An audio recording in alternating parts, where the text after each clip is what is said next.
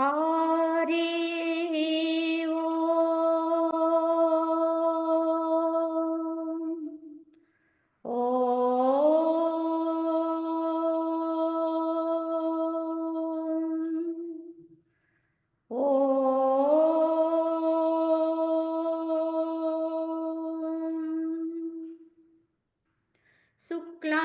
शुक्लाम्बरधरं विष्णुं शशिवर्णं चतुर्भुजं प्रसन्नवदनं ध्यायेत् सर्वविघ्नोपशान्तये अखण्डमण्डलाकारं व्याप्तं येन चराचरं तत्पदं दर्शितं येन तस्मै श्रीगुरवे नमः। ॐ गुरुर्ब्रह्मा गुरुर्विष्णुः गुरुर्देवो महेश्वरः गुरुसाक्षात् परं ब्रह्म तस्मै श्रीगुरवे नमः। वन्दे परब्रह्मचिदात्मकं सद्वन्दे गुरुं शान्तमुमेशमीशं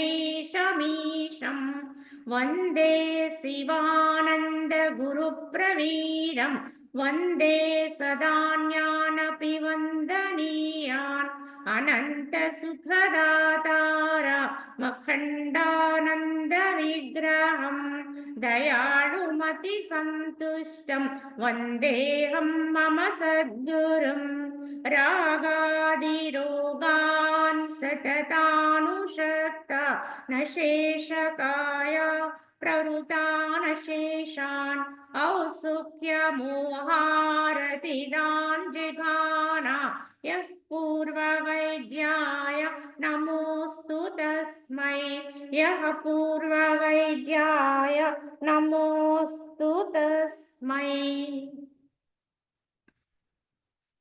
ఓం శ్రీరామచంద్ర పరబ్రహ్మణే నమః.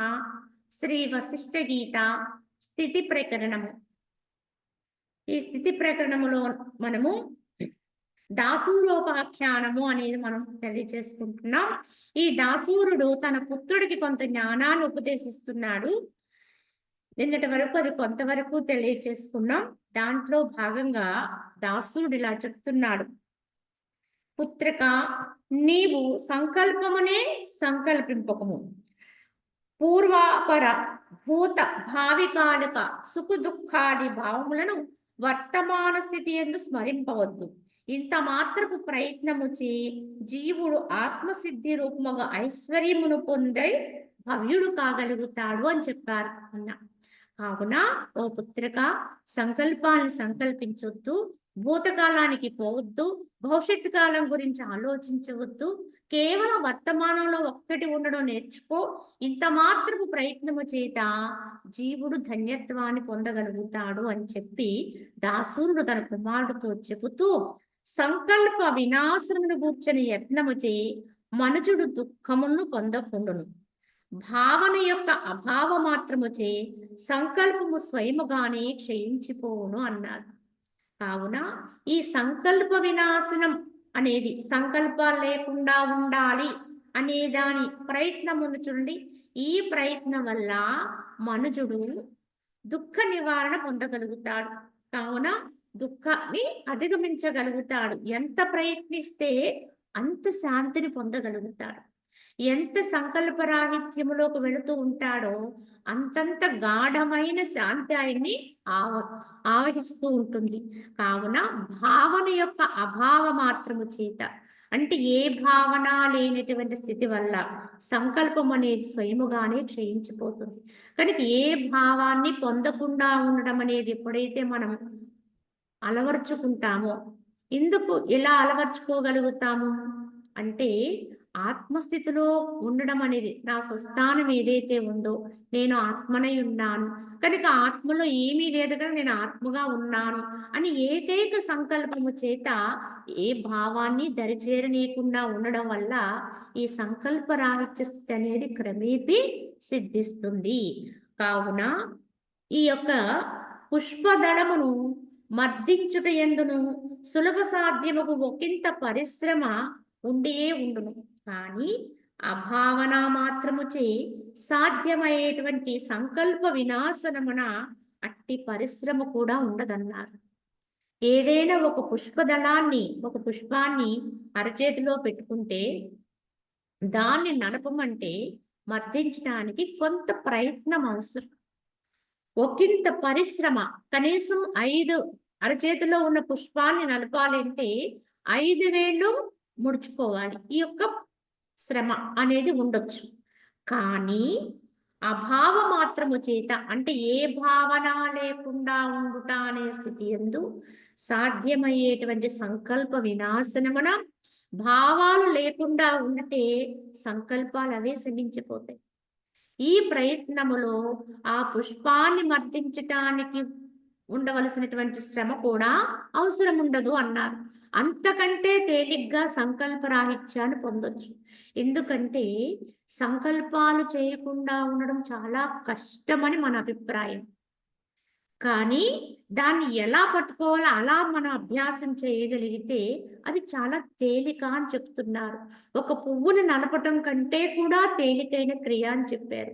ఎలా అంటే ఏ భావాన్ని పొందకుండా ఉండడమే. ఏ భావన చెయ్యకుండా ఉండడమే. పనిగట్టుకుని ఏ భావన చెయ్యకుండా ఉండడం అనేది అభ్యాసం చేస్తే సంకల్పరాహిత్యం అనేది అంత తేలిగ్గా, చాలా తేలిగ్గా సమకూరుతుందని చెప్పారు. కావున మొట్టమొదటగా మనం అభ్యసించవలసింది ఏమిటి అంటే ఏ భావాన్ని అంటే వర్తమానం గురించి అంటే వర్తమానంలో ఉంటాం ఇప్పుడు. భవిష్యత్తు గురించినటువంటి ఏ భావన ఇప్పుడే చేయవలసినటువంటి చేయకూడదు. చేయకుండా ఉండడం అలవర్చుకోవాలి. అలాగే భూతకాలం గడిచిపోయినటువంటి కాలం గురించి ఏ ఒక్క ఆలోచన చెయ్యకూడదు. స్మరణ చెయ్యకూడదు. అదంతా స్ఫురణలోకి వచ్చినప్పుడు కూడా దాన్ని పక్కకి నెట్టేస్తారు. అవసరం లేదు ఇప్పుడు. గతాన్ని తలుచుకోవడం వల్ల వచ్చే ప్రయోజనం లేదు అన్నట్టుగా దాన్ని ఎప్పుడైతే వదిలేస్తూ ఉంటామో కేవలం వర్తమానం.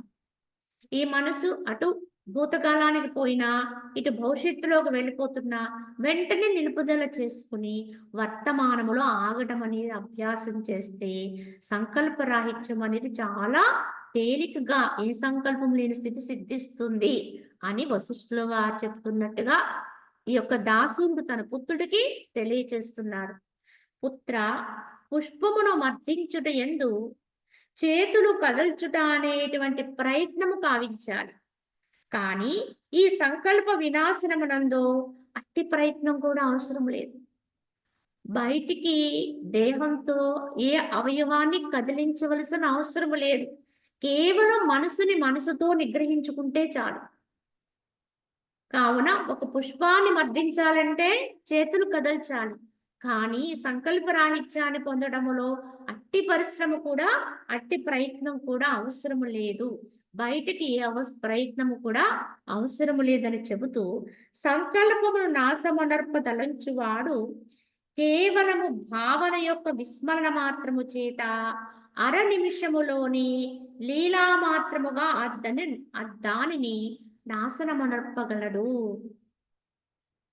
కావున ఈ సంకల్పాలు లేకుండా చేసుకోవాలి అని ఎవరైతే సంకల్పిస్తారో వారు ఏం చేయాలి?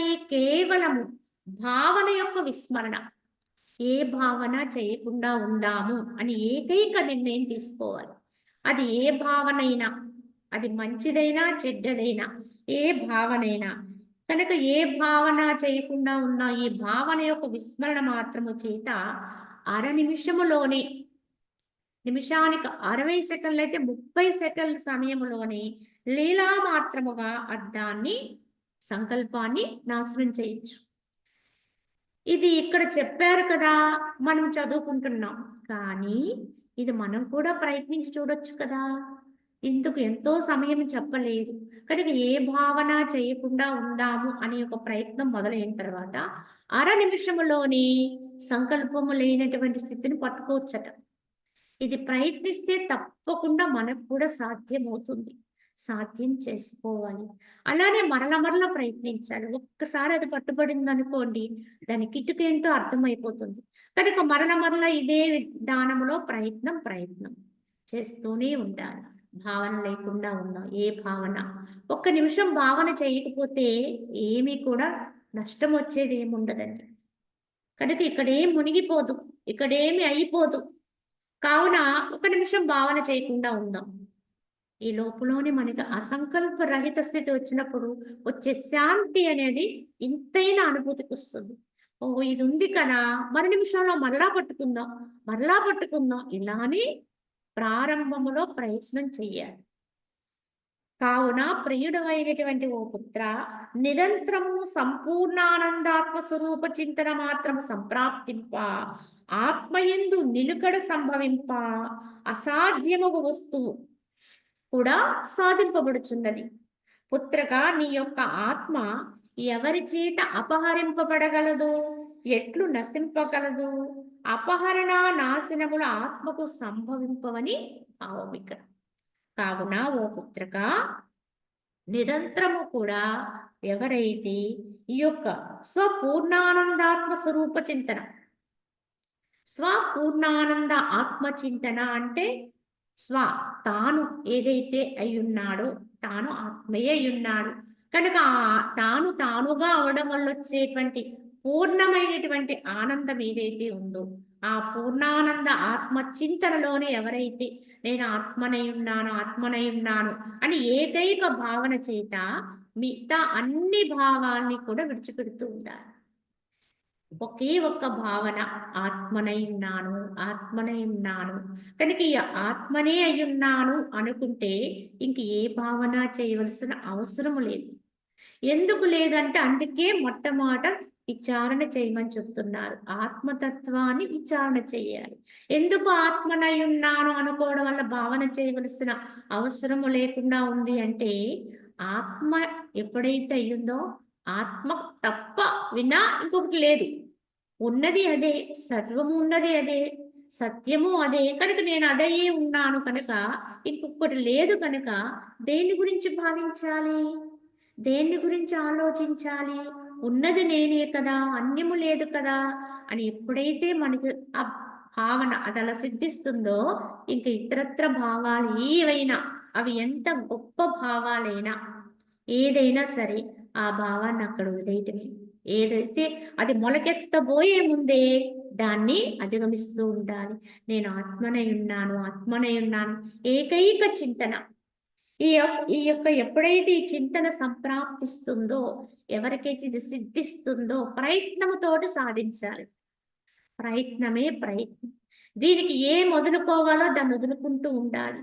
ఈ ప్రయత్నం సిద్ధించడంలో ఎక్కడెక్కడ మనకి ఏవేవి ఆటంకాలు వస్తున్నాయో, ఏ విధానంలో ఉండడం వల్ల ఈ ప్రయత్నం ఫలించట్లేదో వాటిని గుర్తించి ఏరేస్తూ ఉండాలి. ఎలా అయితే పనికిరాని వాటిని విడిచిపెడుతూ వదిలేస్తూ ఉంటామో, కలుపు మొక్కని పీకి పడేస్తాము, అలాగే ఈ యొక్క భావాల్ని కూడా ఇతరత్ర భావాలు ఏవైనా సరే వాటిని విస్మరణ చేస్తూ వదిలేస్తూ ఉండాలి. ఏకైక ఆత్మ భావన. దానికి అడ్డంకుగా ఉన్న వాటిని త్యాగం చేసుకుంటూ విడిచిపెడుతూ వెళ్ళిపోతూ ఉండాలి. ఇదే త్యాగం అండి, విడిచిపెట్టుట. కనుక ఆత్మ ప్రాప్తి విషయములో ఎక్కడెక్కడ ఏ విషయాలు అడ్డంకుగా ఉంటాయో, ఏ వర్తనం ఆటంకం పరుస్తుందో, ఎందుకంటే ఈ లౌకికములో మనం ఉంటూ ప్రయత్నం చేస్తూ ఉంటాం. ఈ లౌకిక విధానములో మనము ఎవరెవరి సాంగత్యం వల్ల మన ప్రయత్నం ఆటంకపడుతుంది అనుకుంటే ఆ సాంగత్యానికి దూరంగా జరగాలి. ఏ విషయాల వల్ల వర్తనం వల్ల ఈ ప్రయత్నం కుంటుపడిపోతుంది అనుకుంటే ఆ వర్తనాన్ని కొద్దిగా తగ్గించుకుని నెమ్మదిగా దాన్ని విడిచిపెట్టాలి. ఇలానే మనం చూసుకుంటూ ఉండాలి. ఎప్పటికప్పుడు మనల్ని మనం రక్షించుకుంటూ ఉండాలి. కనుక ఈ యొక్క ఆత్మ ప్రయత్నము, ఆత్మపద ప్రాప్తి, ఈ ప్రయత్నమే నిరంతరము కూడా ఎప్పుడైతే సాధ్యమో చేస్తూ ఉంటామో అది ప్రాప్తింప, ఎప్పుడైతే ఆత్మయందు నిలకడత్వం అనేది సిద్ధిస్తుందో అప్పుడు అసాధ్యమైన వస్తువు ఏది ఉండదు. అంటే అసాధ్యమేమిటి? స్వతసిద్ధమైనటువంటి ఆత్మ. ఇది అందరికీ అందుకోవడానికి సాధ్యం కాదు. నిజం చెప్పాలంటే అన్ని లాభాల కంటే ఆత్మలాభం గొప్పది. కనుక అందరికీ అందనది, సాధారణంగా అందరికీ అందేవన్నీ ఉండొచ్చు. కానీ అందరికీ అందనది ఏమిటంటే స్వయం ఆత్మే. ఎవరి ఆత్మని వారు అందుకోవడమే కష్టంగా ఉంది. కనుక అటువంటి కష్టసాధ్యమైనటువంటి ఆత్మను తప్పక ప్రాప్తింప చేసుకోగలుగుతాం. నిరంతరం ఆ స్మరణ కలిగి ఉండడం వల్ల. కావున పుత్రక, నీ యొక్క ఆత్మ ఎవరి చేత అపహరింపబడగలదు?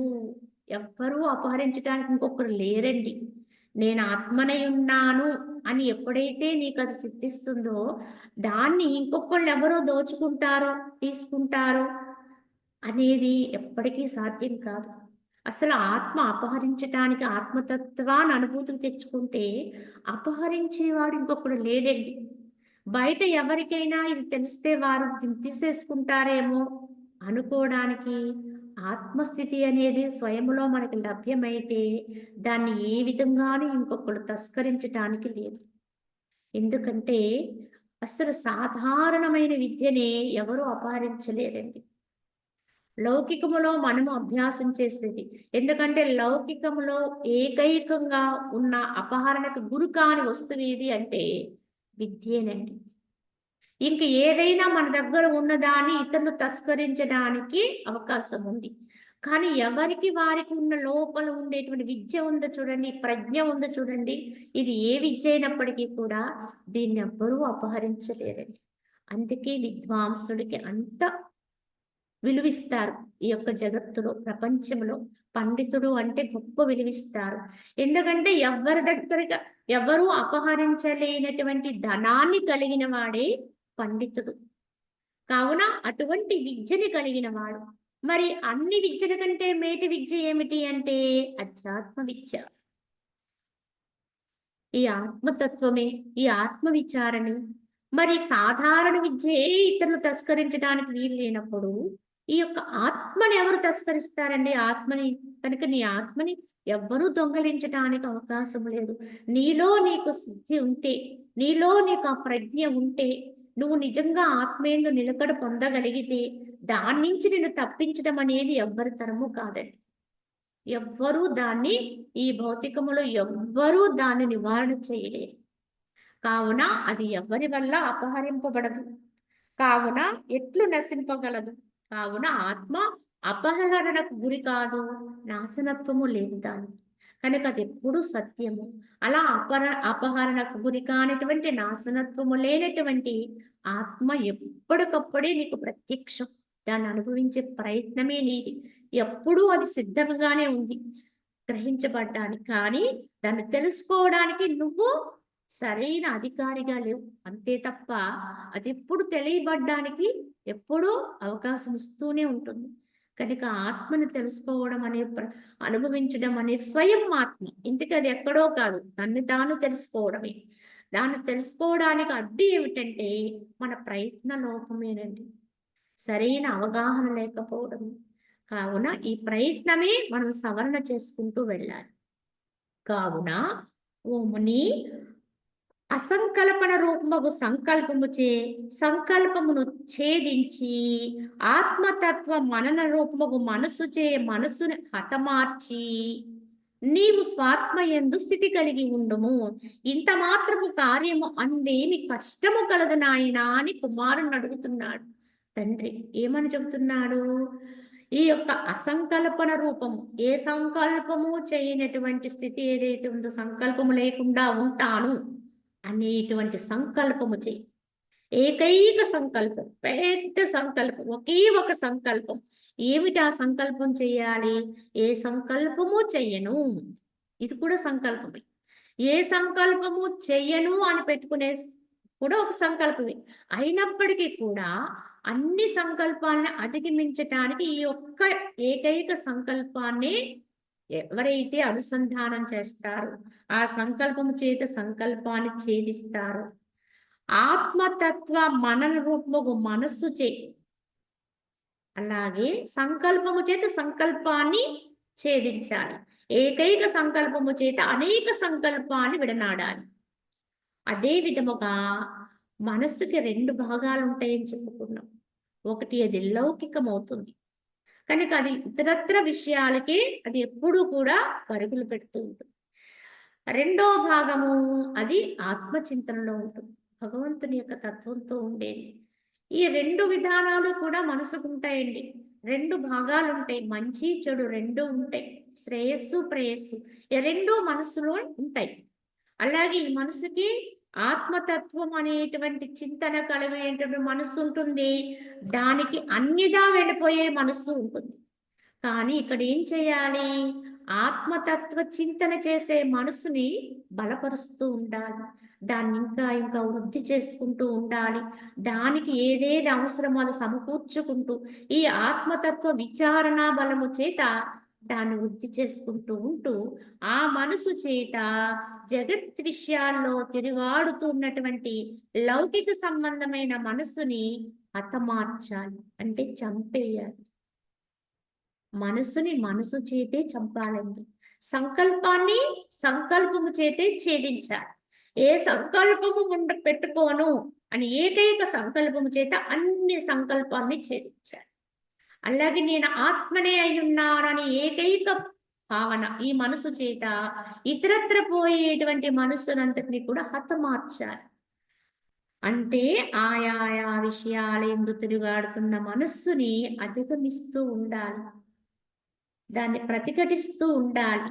అనవసరమైనటువంటి తిరుగాటల్ని దానికి లేకుండా చేస్తూ ఉండాలి. తగ్గించినా మరలా వెళ్ళిపోతుంది కనుక ఎక్కడెక్కడ పూర్తిగా దాన్ని ఖండిస్తూనే ఉండాలి. ఎందుకంటే శత్రుశేషాన్ని అగ్నిశేషాన్ని ఉండకూడదని చెప్తారు. అలానే ఈ మనసులో కూడా కొద్ది కొద్దిగా అధిగమించి కొంత కొంత విడిచిపెట్టామనుకోండి, అది మళ్ళీ ఇదివరకటి విధానంలోనే వెళ్ళిపోతుంది. కనుక దాన్ని పూర్తిగా ఎప్పటికప్పుడు ఖండిస్తూనే ఉండాలి, తెగనాడుతూ ఉండాలి. కనుక ఒక నియమ పాలనలోకి వచ్చామంటే అందులో ఎక్కడా కూడా మనము రాజీ పడకూడదు.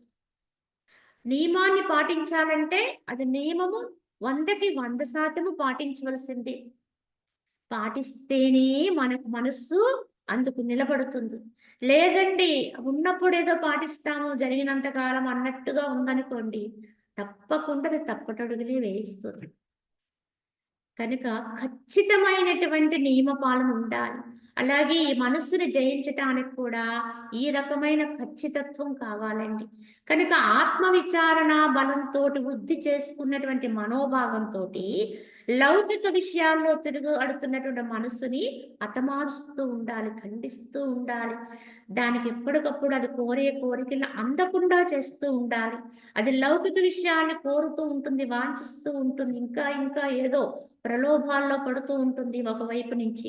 రెండో వైపు నుంచి అదే మనసుకి రెండో వైపు ఆత్మతత్వ విచారణ ఉంటుంది. కనుక ఆ జ్ఞానంతో ఉంటుంది కనుక ఇది తప్పు, ఇది ఉండకూడదు, ఈ ప్రలోభం అనేది ఉంటే అది ఆటంకం అవుతుంది, ఇది అనవసర క్రియ, అనవసర చర్య అని చెబుతుంది అది. కానీ అది చెబుతున్నా దానిగా వదిలేసి దీనికే మనం బలాన్ని ఇస్తూ ఉంటాం. ఇది తీసుకున్న నిర్ణయాలను బట్టే వెళ్ళిపోతూ ఉంటాం.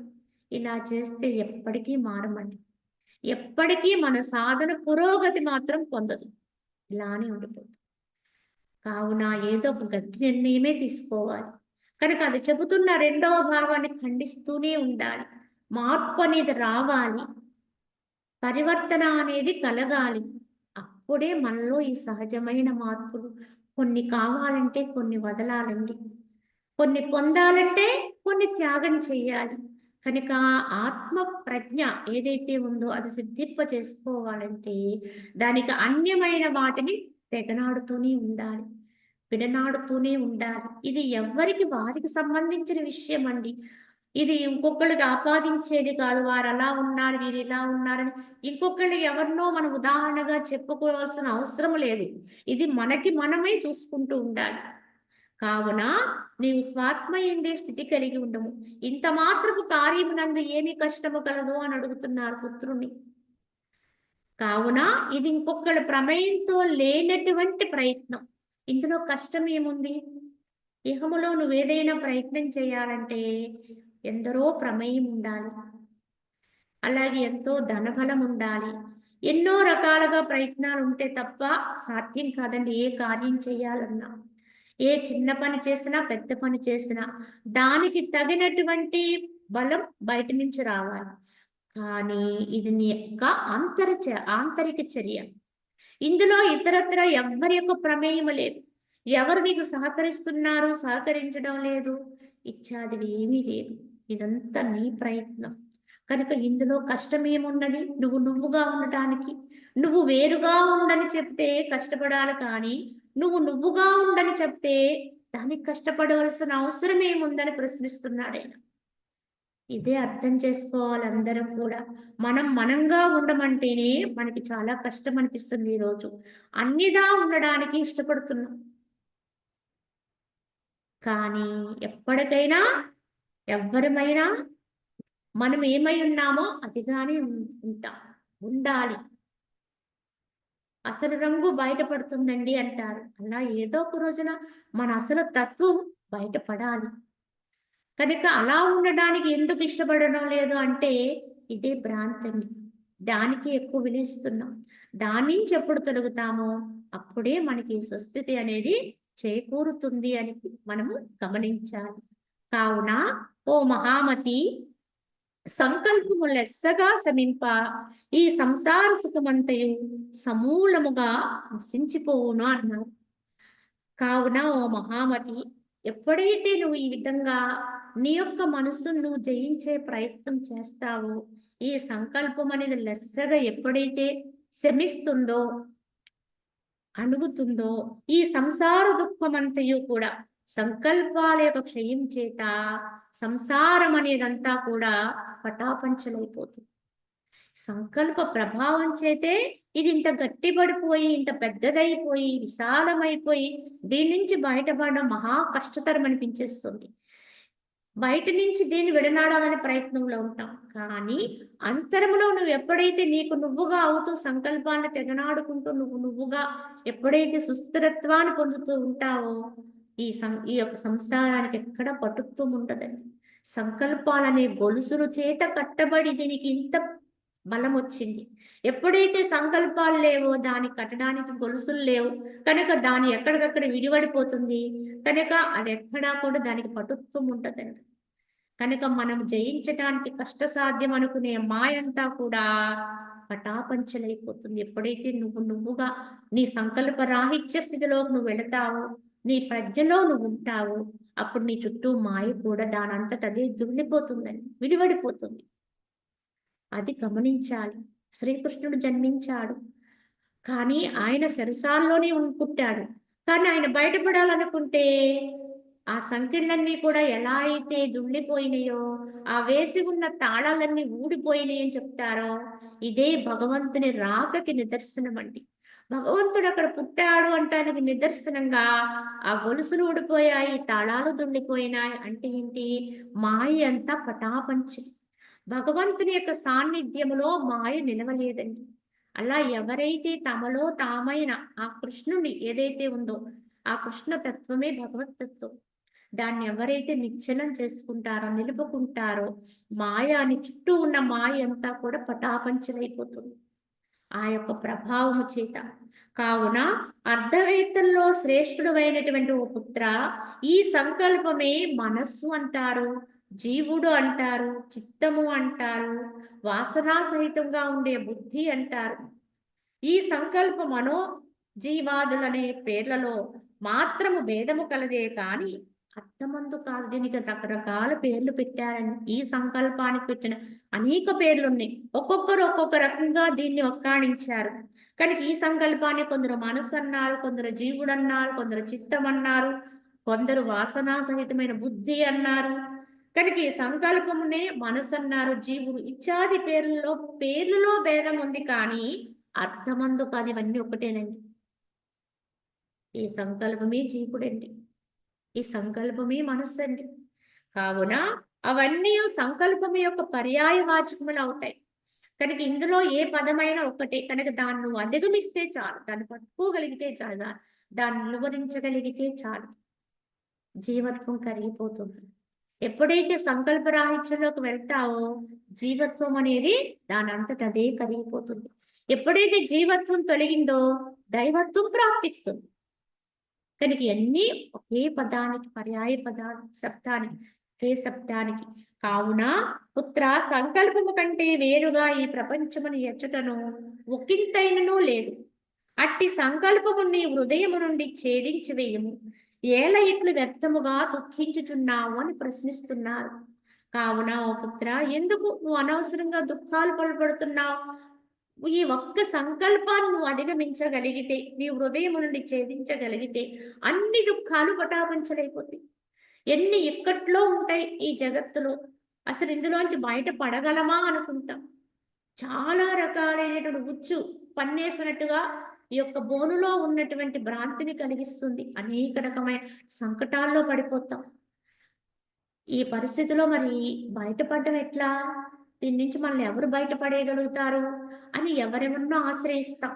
ఏవో ఏవో మనము ఈ బయట లోకములోనే, బయట విధానములోనే బయటపడే మార్గాలను అన్వేషిస్తాం.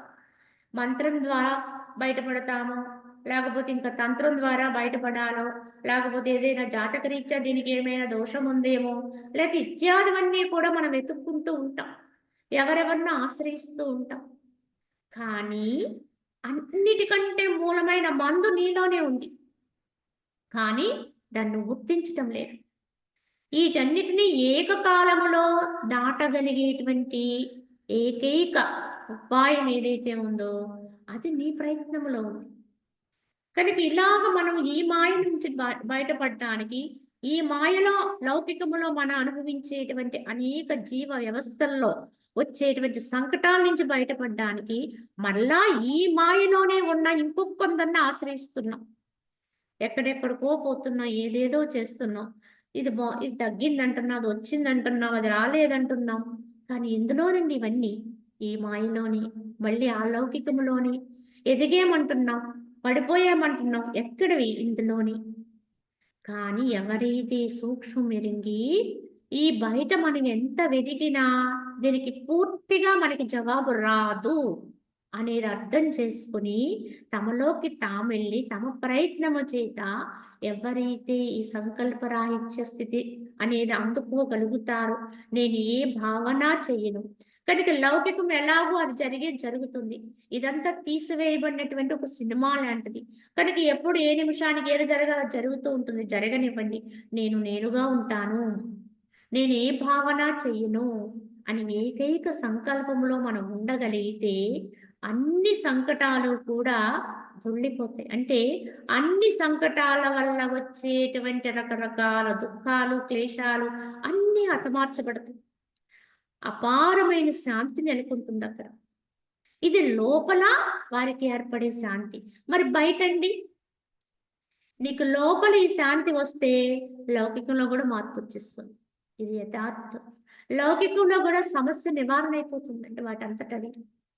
ఇంతవరకు మనం పట్టుకుని పరిగెట్టాం కనుక అవి మనల్ని వెంబడించాయి.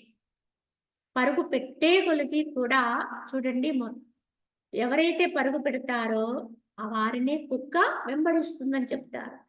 కానీ నిలబడితే అది వెనుతిరుగుతుందని చెప్తారు. ఈ మాయ కూడా అటువంటిదేనండి.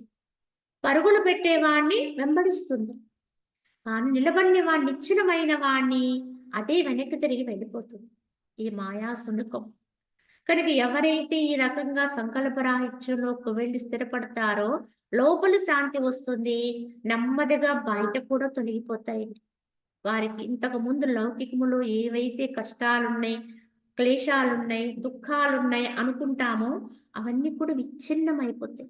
ఎందుకు విచ్ఛిన్నమవుతాయి అంటే జ్ఞానాగ్ని దగ్ధ కర్మాణి అని చెప్తున్నారు భగవాన్ ఆకృత్యారు. ఇంతకీ జ్ఞానం అనే అగ్ని ఎక్కడైతే పుడుతుందో అక్కడ కర్మలు అనేవి దగ్ధమవుతాయి, ఇంకెక్కడ అవ్వండి. మన కర్మలని తీసివేయడం అనేది ఎవ్వరికి సాధ్యం కాదు. ఏదైనా ప్రయత్నం చేస్తే కొంతలో కొంత మహాను దాని కొరకు ప్రయత్నం చేసి బయట నుంచి కర్మలు తొలగించుకోవాలనుకుంటే కొద్దిగా దాన్ని ముందుకు జరుపుతారు. దానికి ఏమైనా అర్హత కలిగిన మహనీయులు ఎవరైనా ఉంటే, సరే నువ్వు ఇంత దుఃఖపడుతున్నావు కదా, ఇంత బాధపడుతున్నావు కదా అని చెప్పి నువ్వు అనుభవించవలసినటువంటి ఈ కర్మ బలాన్ని ఇప్పుడు కొద్దిగా తప్పించి ఇంకొక 10 సంవత్సరాల తర్వాత, 20 సంవత్సరాల తర్వాత, లేదా ఈ జన్మ తర్వాత జన్మలోనో అనుభవించడానికి దాన్ని జరుపుతారు తప్ప తీసివేసే అధికారం ఎవ్వరికీ లేదండి. చివరికి బ్రహ్మదేవుడు కూడా నిన్ను సృష్టించాడు, పుట్టించాడు అనుకున్న ఆ విధాతకు కూడా లేదు. ఈ కర్మ ఫలాన్ని అనుభవించకుండా తప్పించడం అనేది. మరి ఎవరి వల్ల సాధ్యమవుతుంది ఈ యొక్క కర్మరాహిత్యం పొందటం అనేది? ఈ కర్మలను దగ్ధం చేసుకోవడం, గతములో తెలుసో తెలియకో చేసినటువంటి అనేక కర్మని ఫలాలు ఇప్పుడుగా వస్తున్నాయి. ఆ కర్మకి ఫలాలు వాటిని లేకుండా చేసుకోవడం అనేది ఎవరికి సాధ్యము అంటే ఎవరికి వారికే సాధ్యమని. ఎవరైతే జ్ఞానం అనే అగ్ని కలిగి ఉంటారో, ఈ జ్ఞానం అనే అగ్ని ఏమిటి అంటే ఆత్మస్థితిలో ఉండటమే, జ్ఞానస్థితిలో ఉండటమే ఈ యొక్క జ్ఞానాగ్ని. ఎవరైతే ఈ ఆత్మస్థితిలో నిలకడత్వాన్ని పొందుతారో, ఎప్పుడైతే భౌతికమైన విధానం నుంచి పూర్తిగా వైదొలిగి అంతరములో నిశ్చలమవుతూ ఉంటారో, అప్పుడు బయట ఉండవలసినటువంటి క్రియాకలాపాలన్నీ కూడా మాయాచర్యలన్నీ కూడా తునాతునకలైపోతూ ఉంటాయి. తత్ఫలితంగా కర్మ ఫలాలు కూడా భస్మీపటనం అయిపోతూ ఉంటాయి. అవి ఎంత గొప్ప కర్మలైనా ఎవడైతే ఈ యొక్క జ్ఞానం అనే అగ్నిలో స్థిరపడగలిగితే వారు గతములో చేసినవి మహా ఘోర కర్మలైనప్పటికీ కూడా అవి కూడా దగ్ధమవుతాయని చెప్తారు. ఎలా అయితే పెద్ద దూది రాసి ఉందండి, కానీ దాంట్లో చిన్న నిప్పురవ వేశారు. కానీ నిప్పురవ చిన్నదైనా, దూది చాలా పెద్ద రాసి అయినా చిటికెలో దగ్ధమవుతుంది. దాని లక్షణం అదండి. కానీ మినుకుమనేటువంటి ఇంత నిప్పురవ మీద పచ్చికట్టలు తెచ్చి పడేశారండి. అప్పుడేమవుతుంది? ఆ లోపల ఉండేటువంటి ఆ నిప్పు కణిక నెమ్మదిగా శమించిపోయే ప్రమాదం వస్తుంది. దీన్ని బట్టి గమనించుకోండి. మనలో ఉండేటువంటి జ్ఞానం అనేది మినుకుమనేది కాకూడదు. ప్రజ్వలించే అగ్నిలా ఉండాలి. అంటే ఎప్పటికీ కూడా దేనివల్ల కూడా చపలత్వము రానటువంటి ఆ స్థాయిని కోల్పోనటువంటి ఆత్మస్థితి అనేది నిశ్చలపడుతూ ఉండాలి. ఇంక ఎక్కడా ఏమీ లేదు, ఉన్నది నేనే అనేటువంటి ప్రజ్ఞ మేలుకోవాలి. ఇది ఎప్పుడైతే స్వయంగా నీలో మేలుకుంటుందో అదే జ్ఞానదీపం అండి. ఇదే జ్ఞానాగ్ని. ఇది ఇలా ఎవరిలో అయితే రగులుకుంటుందో వారి గత కర్మలన్నీ కూడా దూది కుప్పలైపోతాయి. చాలా తేలిక పడిపోతూ ఉంటాయి. చాలా అంటే అగ్ని తగిలితే చాలు భస్మం అయిపోయే తత్వాన్ని పొందుతాయి అవన్నీ కూడా. వాటి యందు ఏ పటుత్వం ఉండదండి. నువ్వుగా అయిపోయినప్పుడు మాయలకి ఏ పటుత్వం ఉండదు. మాయ అనేది చాలా దుండిపోతుంటుంది కనుక దూది కుప్పలా అయిపోతుంది. అప్పుడు అది తప్పకుండా భస్మీపటనం అయిపోతుంది. అలా కాకుండా మనలో ప్రజ్ఞ ఏదో ఆత్మచింతన అప్పుడప్పుడు గుర్తొచ్చినప్పుడు స్మరణ చేసుకోవడం, మళ్ళా దాన్ని విస్మరణ చేయడం చేస్తున్నాం అనుకోండి. అదేమిటి మినుకుమనే జ్ఞానం. ఇది ఉందా లేదా, అసలు వచ్చిందా రాలేదా అన్నట్టుగా దాని మీదకి తీసుకొచ్చి మనకుండేటువంటి కట్టెలు ఇవన్నీ కూడా ఈ కర్మలన్నీ కూడా అలా ఎలా అవుతాయంటే పచ్చి కట్టెలండి. అవి ఎండు కట్టెలు కాదు, పచ్చి కట్టెలు. అసలే మినుకుమని ఉండే అగ్ని దాని మీద పచ్చికట్టెలు పెట్టామనుకోండి, ఏమవుతుంది? దాని బలం ఎక్కువైపోయింది, అగ్ని శమించిపోయింది. అందుకే చాలా మంది అనుకుంటాం, మేము ప్రయత్నం చేస్తున్నామండి, సాధన చేస్తున్నాం, చాలా కాలం నుంచి చేస్తున్నాం, కానీ మార్పు రాలేదు సరి కదా. ఇంకా మనకి వచ్చేవి ఎక్కువైపోతాయి, కష్టాలు ఎక్కువైపోయినాయి, దుఃఖాలు ఎక్కువైపోయినాయి, బాధలు ఎక్కువైపోయినాయి. కారణం ఏమిటి? మేము సాధనలోకి వచ్చిన తర్వాత ఇవన్నీ ఎక్కువ వచ్చేస్తున్నాయి అని ప్రశ్నిస్తూ ఉంటారు. ఇంతకీ ఇక్కడ ప్రశ్న మనం వేసుకోవాలి. మనం సాధనలో ఉన్నాం, కానీ ఎలా ఉన్నాం? మనం ఏ స్థితిలో ఉన్నాం? ఇది ప్రజ్ఞ అనేది అది ప్రజ్వలిస్తూ ఉందా లేదా మినుకుమంటూ ఉందా? ప్రజ్వలిస్తే తప్పకుండా అవి ఎండుకట్టలైపోతాయండి. ఎంత పచ్చిగా ఉన్నవైనా సరే ఆరిపోతాయి, తప్పకుండా దగ్ధమైపోతాయి. కనుక ఇక్కడ మనము ప్రోద్బలం చేసుకోవాల్సిన దేనికి? ఈ ప్రజ్ఞకి, ఈ ఆత్మతత్వానికి. దాన్నే ఎక్కువ ఉన్నతం చేసుకుంటూ దాన్ని బాగా ప్రజ్వలించే అగ్నిలాగా జ్ఞానతత్వంతో ఎప్పుడు నిలబడేటువంటి విధానంలో తయారవ్వాలి. అప్పుడు బయటంతా కూడా దానంతటా అదే రాలిపోతుంది, తుళ్ళిపోతుంది, క్రమేపంగా తొలగిపోతుంది. గతములో నువ్వు పరుగులు పెట్టినా నీకు దక్కనివి నీ చుట్టూ వచ్చి తిరుగుతాయి. ఇది యథార్థం. నువ్వెప్పుడు ప్రజ్ఞలో ఉండగలుగుతావు, నువ్వెప్పుడు ఆత్మస్థితిలో ఉండగలుగుతావు, ఆత్మయందు నిశ్చలం కాగలుగుతావు. ఇంతవరకు నువ్వు ఎంత పరుగు పెట్టినా నీకు అది అందలేదు బయట లౌకికములో. ఎంత ఆశించినా నీకు దక్కలేదు. కనుక వెనుక తిరిగావు.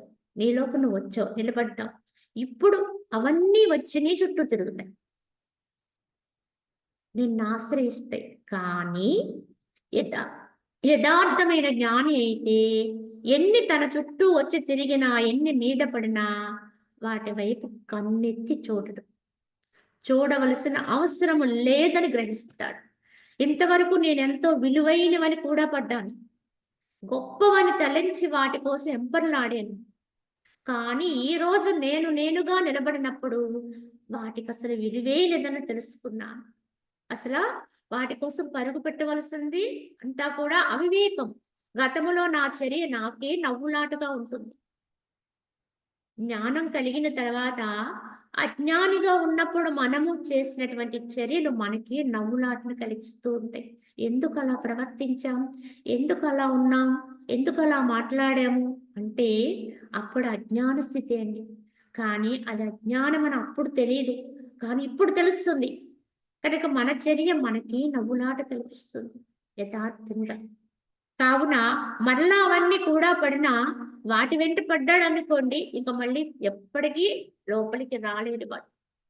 కనుక తన స్వస్థితి అనేది ఎవరికి అనుభవానికి వచ్చిందో వారికి గుర్తు ఏమిటంటే, ఎన్ని వచ్చి తన మీద పడినా, ఎన్ని విధాలుగా తన చుట్టూ ఎన్నో భోగాలు భాగ్యాలు తిరిగినా, ఎందరెందరో వచ్చి నిన్ను ఆశ్రయించిన, ఏ గౌరవం కోసం, ఏ ప్రేమ కోసం నువ్వు పరుగులు పెట్టావు గతంలో, అవన్నీ వచ్చి నీ చుట్టూ పడినా ఏనాడు కన్నెత్తి చూడడండి యథార్థ జ్ఞాని అయితే.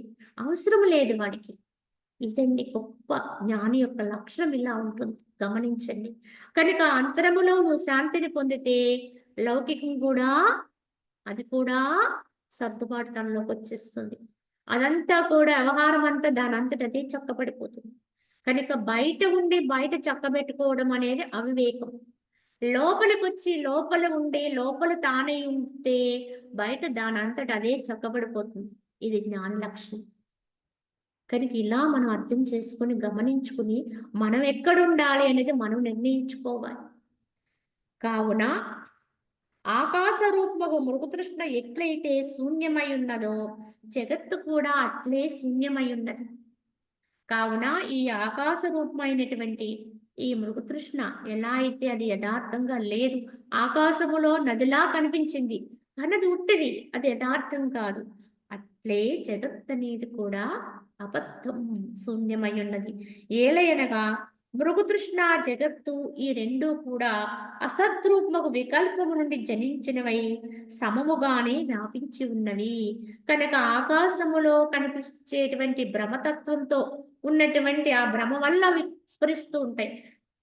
ఆ నది ఎంత అబద్ధమో ఈ యొక్క జగత్తులో మన యొక్క భావన కూడా దీంట్లో ఈ రకంగా అజ్ఞానపూర్వకంగా అవిద్యాతత్వంతో ఉండడం వల్ల ఇది యథార్థమని తోస్తుంది.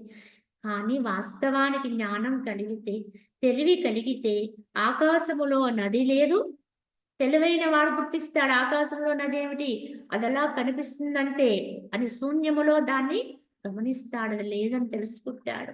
అలాగే ఈ జగత్తు కూడా వాస్తవానికి అవిద్యా తత్వంతో ఇది ఉన్నట్టుగా స్ఫురిస్తుంది తప్ప యథార్థానికి ఇది లేనిదే అని జ్ఞానంతో తెలుసుకుంటాడు. కావున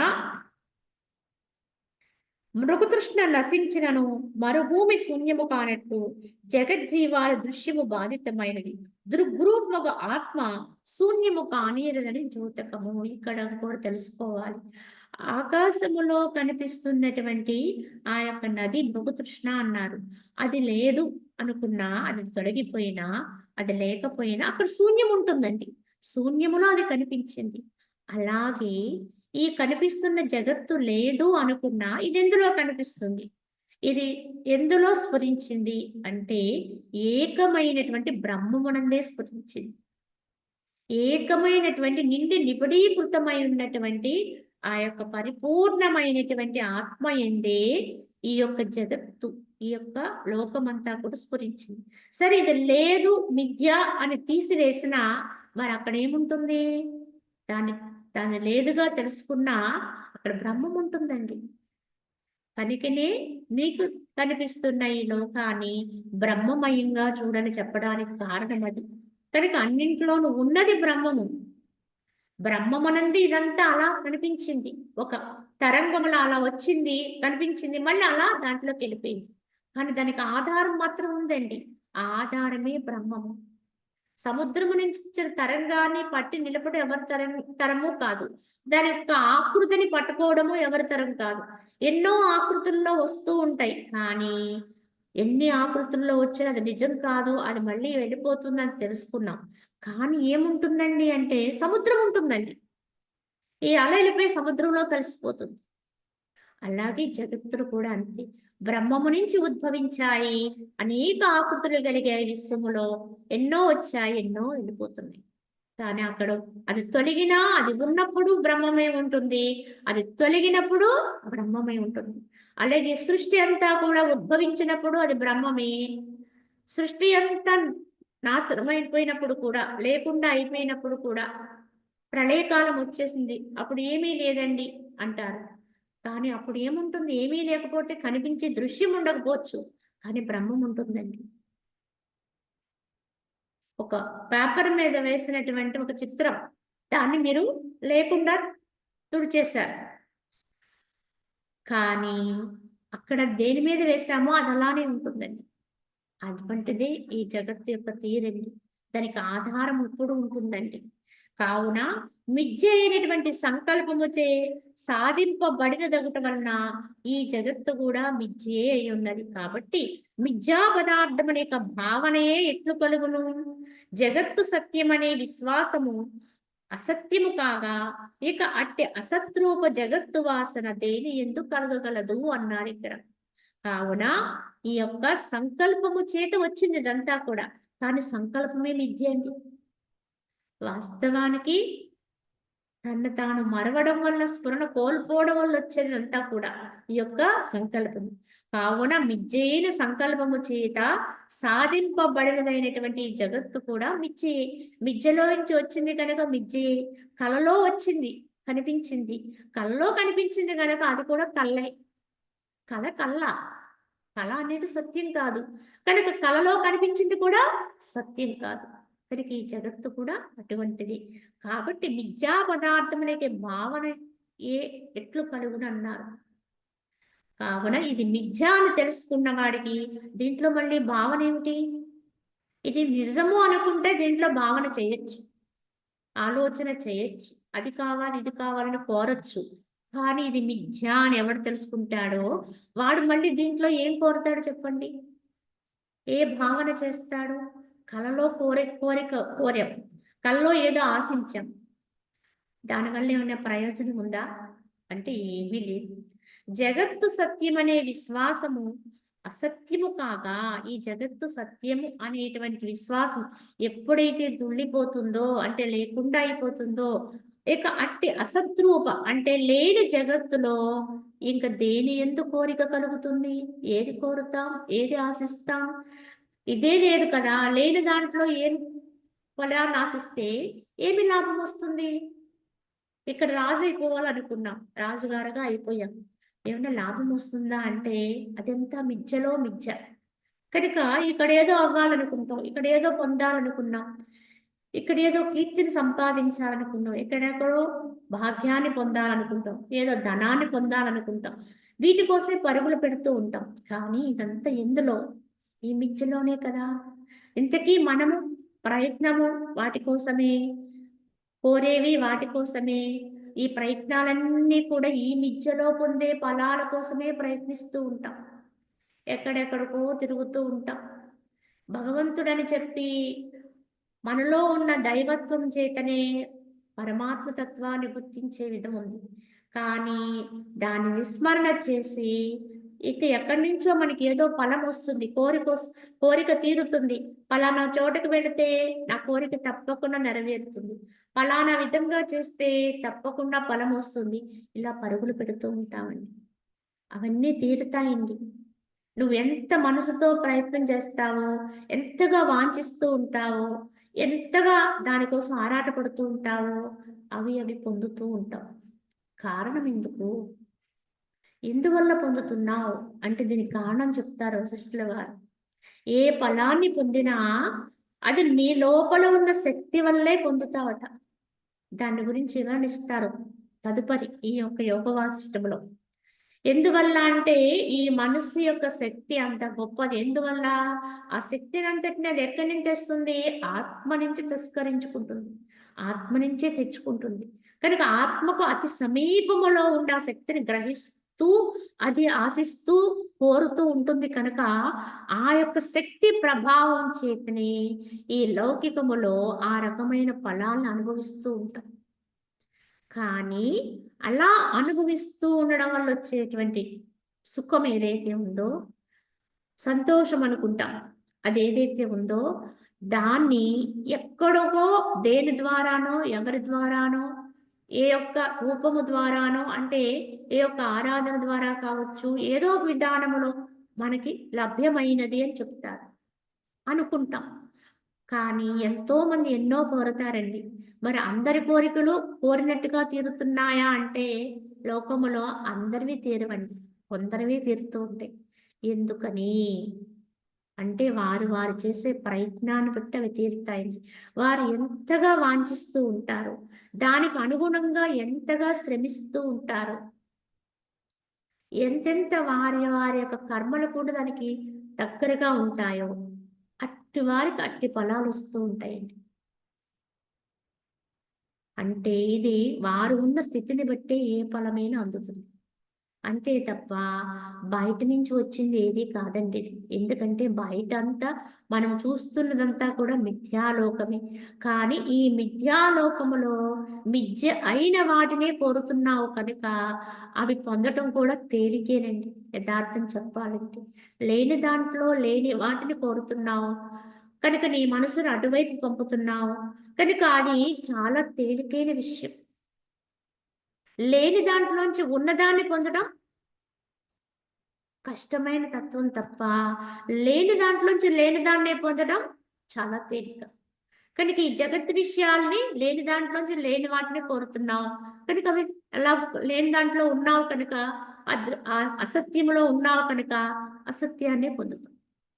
కానీ ఈ లేని దాంట్లో ఉన్న సత్యాన్ని గ్రహించాలి చూడండి, అది కష్టం. సత్యమైన బ్రహ్మమును తెలుసుకోవడం కష్టం. అయినప్పటికీ అదే సత్యం. దాన్నే అందుకోవాలి. కనుక మనం ఎప్పుడు ఎక్కడ దేని ద్వారా ఎలా పొందిన ఫలాలైనా అది మన ఆంతరిక శక్తి నుంచే లభ్యమవుతాయండి. అది అమ్మవారుగా ఆరాధన చేయొచ్చు, అయ్యవారిగా ఆరాధన చేయొచ్చు. ఎలా చేసినా నీ యొక్క లోపల ఉండేటువంటి ఆ శక్తి తత్వాన్ని బట్టి నువ్వు చేసిన ప్రయత్న ఫలాన్ని బట్టి నీకు అవి అందుతూ ఉంటాయి నీ మానసిక ప్రభావం చేత. కానీ అదే మనసు చేత నేను ఆత్మనే పొందాలి, భగవంతుణ్ణి నాకు అన్యదా వద్దు అనుకుంటే పరమాత్మ వైపే నువ్వు ప్రయాణం చేయగలిగితే అది అందుకోవడం కొద్ది కష్టమైనప్పటికీ కూడా అది తప్పకుండా నీకు యథార్థ స్థితిని కలిగిస్తుంది, వాస్తవాన్ని తెలియజేస్తుంది. అది కొంచెం కష్టమే. ఎందుకంటే లేని వాటిలోంచి లేని వాటిని పొందడం అనేది తేలిక అన్నారు. ఇది ఎలా ఉంటుందంటే ఒక చిన్న పిల్లవాడు ఉన్నాడండి. ఈ పిల్లవాడిని మభ్యపెట్టి తల్లి ఎక్కడికైనా వెళ్ళాలనుకుంది. అప్పుడు ఆ పిల్లవాడికి నేను అది ఇస్తాను, ఇది ఇస్తాను, నీకు చాక్లెట్ ఇస్తాను, లేకపోతే ఇంకోటి ఇస్తాను, ఇంకోటి ఇస్తాను అని మభ్యపెట్టి పెడితే వాటికి వాడు అంగీకరించేసి చక్కగా వాడు ఒప్పుకున్నాడు అనుకోండి. వాడికి చక్కగా వాడు అడిగినవి ఏవైతే ఉన్నాయో అవి ఇచ్చేసి ఆమె పని ఆమె చేసుకోగలుగుతుంది. కానీ ఎన్ని ఇచ్చినా వాడు వాటిని పక్కన పడేసి నాకు ఇవేం వద్దు, నేను నీతోటే ఉంటాను, నీతోటే వస్తాను, నువ్వే కావాలి అన్నాడు అనుకోండి. అప్పుడు ఇంకా తల్లి ఏం చేయాలి? తప్పకుండా వాడిని చంకన పెట్టుకుని వెళ్ళాలి. ఎన్ని ఇచ్చినా వాడు ఊరుకోడు కనుక, నాకు అమ్మ తప్ప ఇంకొకటి వద్దు అన్నాడు కనుక తప్పకుండా ఆ అమ్మకి వాడిని ఎత్తుకోవాల్సిన బాధ్యత వచ్చేసింది. భగవంతుడు కూడా అట్టివాడేనండి. ఈ బయట అడిగేవి, పొందేవి, కొన్ని మనం అనుకునేవన్నీ కూడా చిల్లరవండి ఇవన్నీ కూడా. ఇవన్నీ ఇవ్వటం పరమాత్మకు చాలా తేలిక. నీ లోపల ఉండేటువంటి ఆత్మ అయినటువంటి భగవత్ శక్తికి వీటిని లభ్యం అనేది చాలా తేలిక. కానీ ఇవేవి నాకొద్దు, వీటి వల్ల ప్రయోజనం లేదని తెలుసుకుని ఎవడైతే నాకు వాటి వల్ల ఏ ప్రయోజనం వద్దు అని నువ్వే కావాలని ఎవడైతే ఆత్మను పట్టుకుంటాడో, భగవంతుని పట్టుకుంటాడో, వాడి యొక్క బాధ్యత స్వీకరించక తప్పదు. అట్టివాడే ఆత్మస్థితిని అందుకోగలుగుతాడు. వీటన్నిటిని వద్దనుకున్న వాడే అది గమనించాలి. మనం ఎక్కడున్నాం, మనం ఏ కోవకు చెందిన వాళ్ళము అనేది గమనించుకోవాలి. కావున ఇక్కడ సంకల్పము క్షయింప ఆత్మసిద్ధి అనేది తప్పక కలుగుతుంది. ఎవరికి సంకల్పం క్షయిస్తుందో ఆత్మ అనేది పొందడం తథ్యము. ఆ పిమ్మటికి పొందవలసినది ఏమీ ఉండదు. ఆత్మ ప్రాప్తి లభ్యమైతే ఇంక పొందవలసినది ఏమీ మిగలదు. కాబట్టి భావనాక్షయము కొరకై మొట్టమొదట దృశ్యం యొక్క అనాదరణ అభ్యాసమునే దృఢపరుచుకుని ఈ సమస్త జగత్తును అసత్యమని ఎరుగవలేను. దానిచే దృశ్య భావన సన్నగిల్ల జీవుడు సుఖదుఖములచే అంటబడకుండానే ఉంటాడు. కావున ఈ యొక్క ఎప్పుడైతే ఈ భావనాక్షయము అంటే సంకల్పక్షయము కొరకే మొట్టమొదట ఏం చేయాలి, ఈ దృశ్యము లేదు అనేది ఖచ్చితంగా నిర్ధారణ చేసుకుని అభ్యాసాన్ని దృఢపరుచుకుని ఈ సమస్త జగత్తుని అసత్యమని గ్రహిస్తూ ఉండాలి. ఈ దానివల్ల ఎప్పుడైతే దృశ్య భావన సన్నగిల్లిపోతుందో జీవుడు సుఖదుఖముల చేత అంటబడకయే తన వాస్తవమైన ఆత్మస్థితిని అందుకోగలుగుతాడు. ఈ పుత్రమిత్రాలు దృశ్యమంతయు అవస్తువు అని నిశ్చయముచే దాని యందు జీవునికి ఆసక్తి కలగకుండుగాక. కనుక ఇదంతా దృశ్యంతో చూసేదంతా కూడా అసత్యమే. ఈ బంధాలన్నీ కూడా అసత్యం. ఎన్ని జన్మల్లో ఎంతమంది తల్లిదండ్రులు పొంది ఉంటాం, ఎంతమంది భార్యాపుత్రుల్ని పొంది ఉంటాం. కావున ఈ సంబంధ బంధాలన్నీ కూడా ప్రస్తుతానికి ఒక్క జన్మకు పరిమితమేది. ఇదేదో నిత్యము సత్యం అనుకుంటున్నాం. ఇంతకు ముందు అనుభవించి వచ్చిన లక్షల కొలది జన్మలు, మరి ఆ జన్మల్లో ఉన్న మనతో ఉన్న ఆ బంధువులు ఎందరూ ఇప్పుడు మనకి ఎవరు గుర్తున్నారు, ఎవరు తెలుసండి? ఇన్ని జన్మల నుంచి మనం వదులుకుంటూ వచ్చామే, గ్రహింపు లేదే, మరిచిపోయామే, స్ఫురణ లేదే. మరి ఈ జన్మలో ఉన్నది మాత్రం ఎలా మనతో ఉంటారండి? కావున ఇది గమనించుకుని వాటి పట్ల ఆసక్తి కలగకుండా కనుక ఆసక్తి క్షయింప హర్ష క్రోధ జనన మరణాదులు ప్రవర్తింపకుండా ఎప్పుడైతే దీని ఏందు సత్తలు తొలగిపోతుందో హర్షము కాని, క్రోధము కాని, భయము కాని, జనన మరణాలు కాని ఏవి కూడా వారికి వర్తించవు. కాబట్టి సుఖ దుఃఖాది విభ్రమలతో కూడి జగత్తంతయు అసత్తని నిశ్చయము కలిగి ఉండము పుత్రక. తప్పకుండా జగత్తుని లేని దానిగానే వీక్షించు అని చెప్పి ఇక్కడ సంకల్ప జలతరంగములు గ్రహింప సఖ్యములు కాకుండాను కించిత్ విషయ సందర్శనముచే సద్బోధితంపై వృద్ధి నొందును. కానీ విషయ విస్మరణ మాత్రముచే సపరివారముగా నశించును అన్నారు. కావున ఈ సంకల్పాలు ఏవైతే ఉన్నాయో వాటిని ఈ యొక్క జల తరంగములు వంటివి, సముద్రాన్నించి ఎగిసిపడుతున్నటువంటి తరంగములు గ్రహింప సఖ్యములు కావు, పట్టుకోవడానికి అవి దొరకవండి. అయితే అది ఎంత దొరకకపోయినా కించిత్ దృశ్య సందర్శనముచే ఉద్బోధితంపై వృద్ధి పొందుతూ ఉంటాయి. ఆ తరంగాలన్నీ కూడా అవన్నీ నిజము, యథార్థమని వాటిలోనే పడి అవేవో మనకు ఆహ్లాదాన్ని కలిగిస్తున్నాయి అంటే ఆ తరంగాల యొక్క ప్రభావంలోనే ఉండిపోతాం.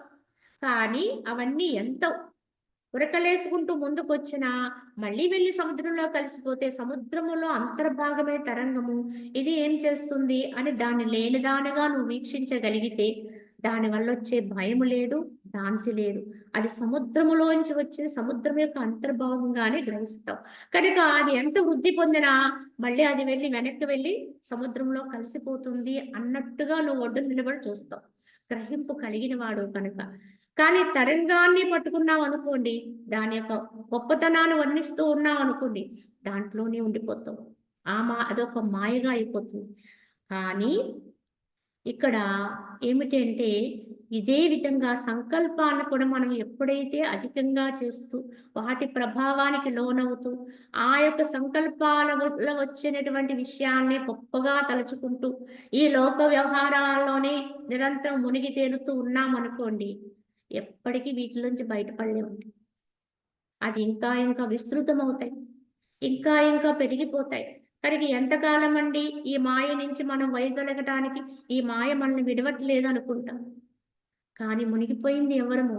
మనమే మునిగిపోయాం. వాటి యందు సంసక్తి కలిగి ఉన్నాం. కనుక ఇంకా ఇంకా వాటి విషయాల్లోనే చొచ్చుకుపోతూ ఉంటాం. ఎప్పటికీ దాని నుంచి బయట పడలేం. మరి పడటానికి ఏకైక మార్గం ఏమిటి అంటే విషయ విస్మరణే.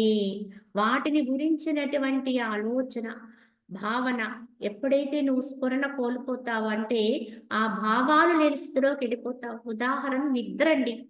ఎంతగా మనం చెప్పుకుంటున్నాం. కానీ వాస్తవానికి భగవంతుడు మనకిచ్చిన వరం ఏమిటంటే నిద్రాస్థితి. ఈ యొక్క నిద్రలో మనము చూడండి ఎంత గొప్ప సంకటములో ఉన్నవాడైనా కొంతసేపు నిద్రపోతే వాడెంతో దాంట్లోంచి బయటపడతాడు కొంతవరకు. ఎందువల్ల అంటే నిద్రపోతున్న సమయములో వాడున్నటువంటి దుఃఖ పరిస్థితి కానీ, వాడున్నటువంటి సంకటం కానీ అప్పుడు విస్మరణ అయిపోతాడు, మర్చిపోతాడు. వాటి గురించినటువంటి స్ఫురణ ఉండదు. ఈ స్ఫురణ లేకపోవడం వల్లే కొద్దిసేపైనా వాడు నిద్రపోతే వాడికి కాస్త ప్రశాంతత వస్తుంది, శాంతి వస్తుంది. ఆ దుఃఖంలోంచి బయటపడగలుగుతాడు. నిన్న పడినటువంటి దుఃఖం మన్నాటికి ఉండదు. ఎందుకు ఉండదు? మధ్యలో నువ్వు నిద్రపోతావు.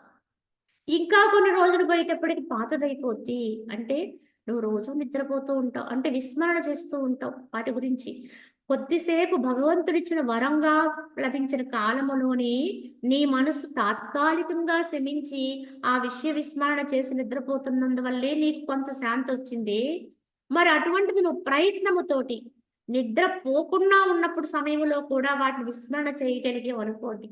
నిద్రపోతున్నప్పుడు ఎలా అయితే విషయాన్ని పట్టించుకోకుండా విస్మరణ చేసి ఉన్నావో, వాటి యొక్క స్ఫురణ లేకుండా ఉన్నావో, అలాగే మేలుకున్నానని చెప్పబడేటువంటి ఈ నిద్రావస్థలో ఉన్నప్పుడు కూడా ఈ లౌకిక విషయాల గురించి ఎవరైతే స్ఫురణ చేయకుండా, స్మరణ చేయకుండా, పదే పదే వాటి చింతన చెయ్యకుండా ఎవరైతే నిలకడగా ఉంటారో వారు తప్పకుండా వాటి నుంచి బయటపడతారు. వారి నుంచి మాయ తొలగిపోతుందండి. వారికి ప్రశాంతత వస్తుంది. ఇది తథ్యమండి, యథార్థము. ఎవరికి వాళ్ళము ప్రయత్నం చేసుకుని ప్రత్యక్షంగా అనుభవించే అప్పుడు దీన్ని రూఢి చేసుకోగలం అని దీని భావన. మిగతాది మనం రేపటి భాగంలో తెలియచేసుకుందాం. హరి ఓం తస్సత్. ఓం అసతో